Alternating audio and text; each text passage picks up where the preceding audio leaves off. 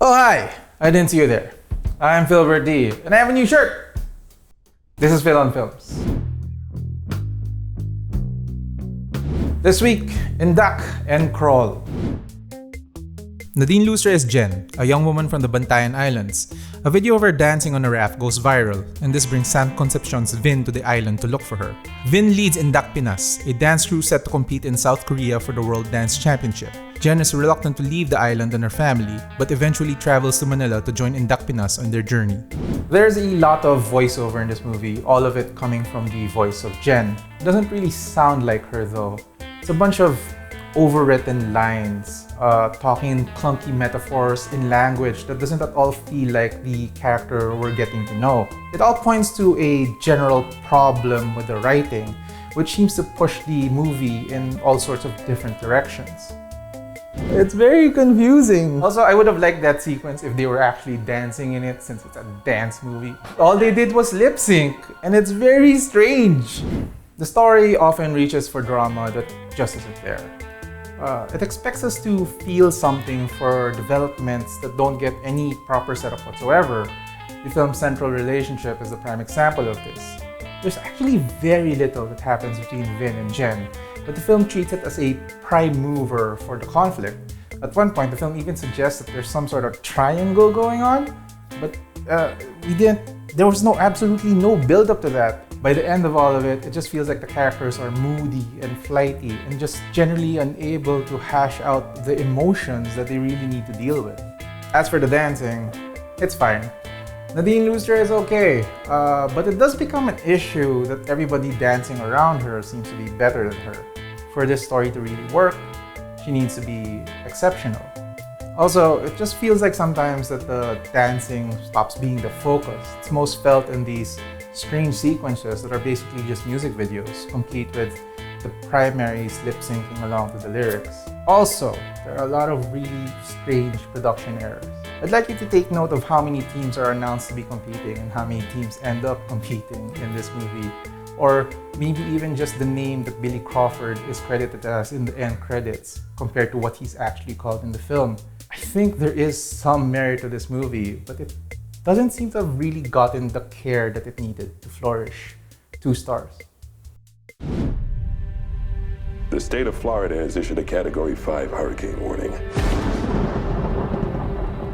All residents must evacuate immediately.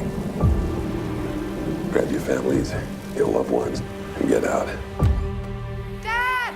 We won't be able to come for you. Dad! Haley, played by Kaya Scodelario, drives out in the middle of a hurricane in Florida to check on her dad, played by Barry Pepper, who hasn't been responding to any calls. She manages to find him in the crawl space underneath their old house, severely injured from some sort of attack. Haley doesn't realize it at first, but there's an alligator down there with the two of them, and they're going to have to fight their way past the predator. We learn over the course of this movie of the strain of the relationship between Haley and her father. While I always appreciate it when a horror movie tries to be more than about just survival, this attempt at dramatics feels shoehorned in at best. It doesn't really hurt the movie, but it doesn't really help either. It creates these gaps in the narrative economy of the story. What this film really does well is build an arc of peril. It's one terrible thing after another, escalating tension all throughout its fairly tight runtime. The characters always have a tangible goal: reach the stairs, get to the phone, open that hatch, and so on. Though there are a couple of logical gaps here and there, the movie often moves on to the next thing quickly enough that it almost doesn't matter. If you like The Shallows, the 2016 shark movie, it stands to reason that you'll enjoy this movie as well. It has the same aptitude for animal horror and the same proclivities when it comes to depicting nasty body stuff. It even has the same tact on emotional content relating to a lead female character dealing with her issues through this horrific ordeal. That still feels silly, but it doesn't keep this movie from being anything less than a solid 3-star deal. It's time to answer some questions.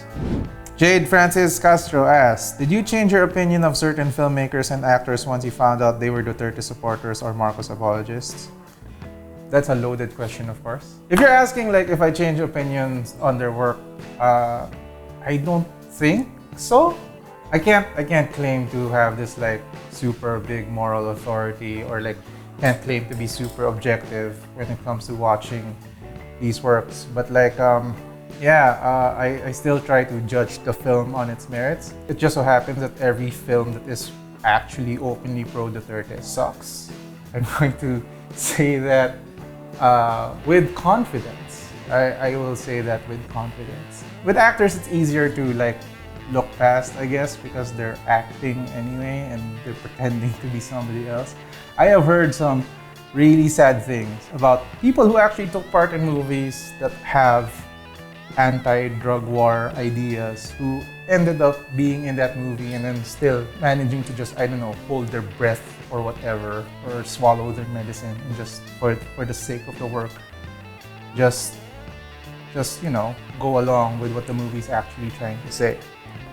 I will say, like, I don't think I'd be friends with any of them. I think if we got together at a social gathering and they started talking to me about how the drug war is totally justified and or how Marcos got a bad rap, I think I can stop being civil at that point. I have been known to randomly yell at old people, and I think given that situation, I don't know, I'd yell at Lou Veloso or whatever. Just, I really would.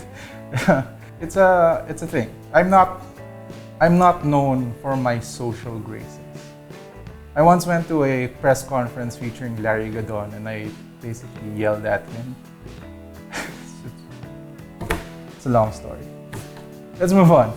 Kimi A asks, what are your thoughts on the FDCP's new rules for film screenings? This is an interesting situation. They did announce it, that like eventually Filipino films would open on Fridays and they'd get that screening guarantee or whatever, where they could last the whole weekend. In theory, that's a good thing. I'm not sure if the Friday thing is actually a very good thing. I think if you just kept it Wednesday and still kept that same guarantee that, you know, they'd last through the weekend, that would be even better.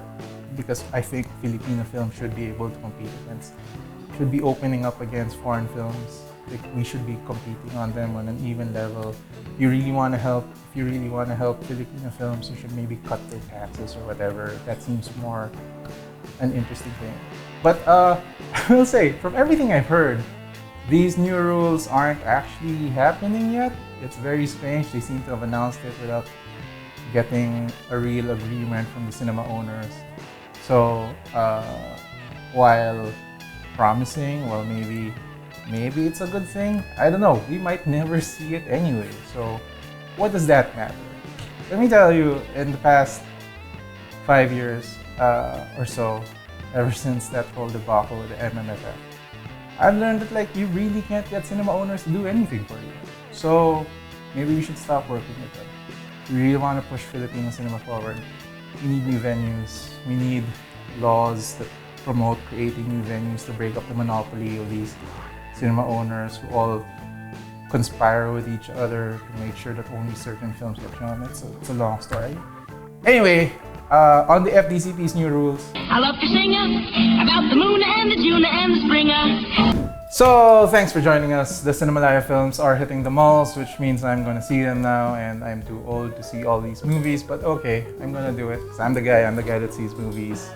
You should see these movies too. And as for this video, you should like and subscribe and leave a comment and ask questions and do all the internet things. And until next time, goodbye internet. There's a dengue outbreak out there. Who cares about who's fucking? I would yell at Lou Veloso. I would yell at Lou Veloso. I'd yell at Philip Salvador. No, that thing. I went to that forum and Larry Gadon started talking about how the film industry was so much better when Imelda Marcos was running things. I was like, oh, that's the argument you want to make.